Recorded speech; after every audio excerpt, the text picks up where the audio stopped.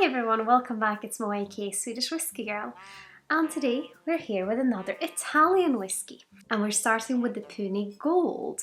Some of you may have already seen my unboxing video that I did a few days ago, and I of course asked which one you wanted to see first, and there was more of you that wanted to see the gold, so we're starting with this one. But I will probably do a little comparison video between the different expressions as well in the future. So of course, first of all, a massive thank you to Lena from the distillery who got in touch and asked if I wanted to try some of their other expressions. I'm of course so curious always about international whiskies and new expressions, and yeah, I'm very excited to try this one. And I was fascinated by Puni, but when I saw that it was located in the Alps, it kind of warmed my heart a little bit more, because I used to work in the Alps and I still feel very much at home on the slopes and in the winter and on the mountains hiking in the summer. So yeah, maybe this will be the perfect dram to bring with us on our next skiing holiday to the Italian Alps. Who knows? But it's going to be very interesting to have a little sip. And this Puni Gold is exclusively matured in first fill ex-bourbon casks, and it sits at 43% ABV. So yeah, let's start by having a look on the nose. Very fresh and immediately, and of course it is from a new bottle, but it just feels very alive and with those lovely fresh ex-bourbon aromas. Quite tropical fruity. Like pears mixing with orange marmalade and almost like wine gums as well, and apricots, like very kind of sweet fruitiness.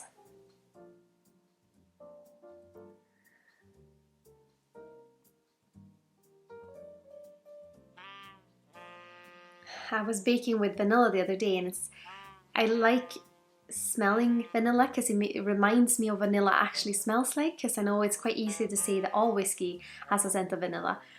But I really wanted to be this, because vanilla's quite a strong character. And I think it's quite a strong vanilla scent, like fresh vanilla, that you can find in this. But definitely some pears and apricot and, is that? Yeah, a bit of mango as well. Mango and pears and apricots. Yes, sweet tropical fruitiness and that vanilla.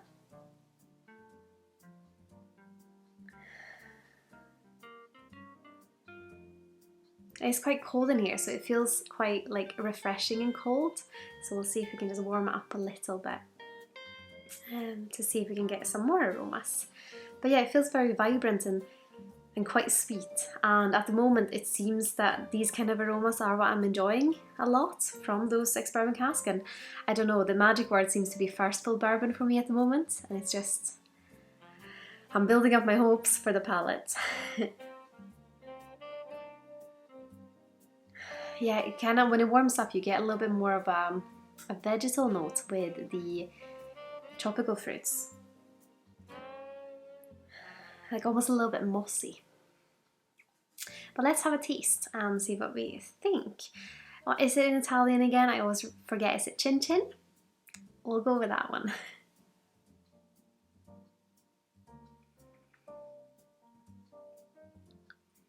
Oh, a nice mouthfeel. It's quite thick, I would say. But thick and also crisp at the same time.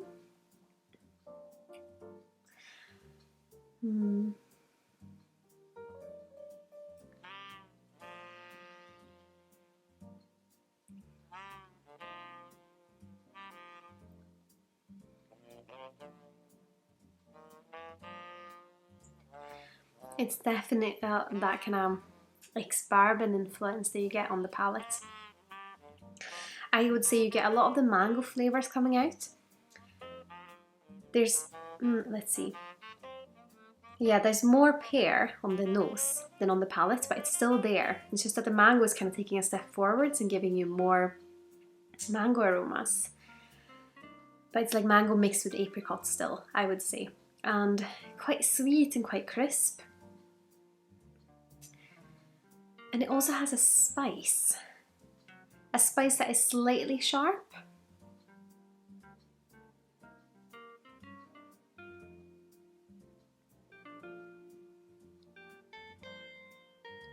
Sharp in the same way, if you have sparkling ginger beer and there's almost too many sparkles in the ginger beer and the spice is also quite sharp, the bubbles and the ginger flavour, if they are a little bit too much, they can feel a little bit sharp, and it's the same kind of sharpness I'm getting from this. I wouldn't say it's overly gingery, but it does have like a touch of ginger and maybe a little bit of kind of cloves and bark. Is that what it's called in English? On the tree you have like the layer. In Swedish it's called bark, and I just realised I don't know the word in English, but you know what I mean. It's like that kind of, I think what it is to me is a softer oakiness or a softer woodiness. I say oak and wood as they were the same thing because I talk so much about Scotch whiskey, but of course it's a woodiness that I'm getting on the palate, which is kind of a softer woodiness, quite spicy. It is a wonderful finish when you close your mouth and breathe out through your nose. It's just like so alive.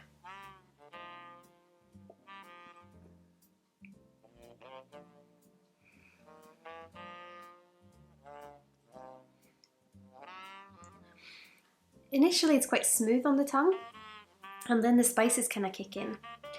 But you also have the apricot and mango surrounding it. It feels quite tropical on the palate. And I would say it feels sweeter. Like it has aromas on the nose that make me anticipate it to be sweeter than it is. It does still have a sweet influence, but I would say pretty much almost all whiskies do. But it's, yeah, quite fruity forwards, and I think with the fruits you do get a little bit of a sweetness, but it's not overly sweet. Yeah, these are definitely those kind of aromas that really suit my palate really well.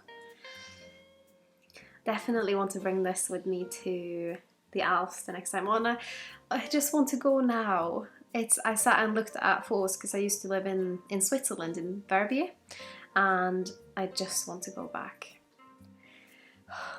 But yeah, maybe next year or the year after. I just have to look forward to it. And aren't the bottles stunning as well with Puni? Like, they look great. I will be so intrigued to try the Vina, which is the wine influenced one, soon.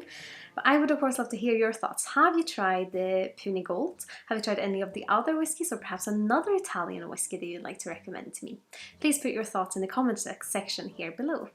And of course, if you like what I'm doing here on YouTube and my other social channels, I'd be absolutely over the moon if you consider using my affiliate links the next time you're shopping with either Master Malt, the Whisky Exchange, or the Scotch Malt Whisky Society. All the information is of course in the link here below, as well as links to my Teespring shop, my Patreon, my Instagram, and my website if you're curious about that.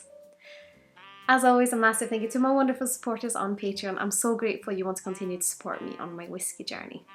But I hope you all had an absolutely wonderful day. Sláinte Skål.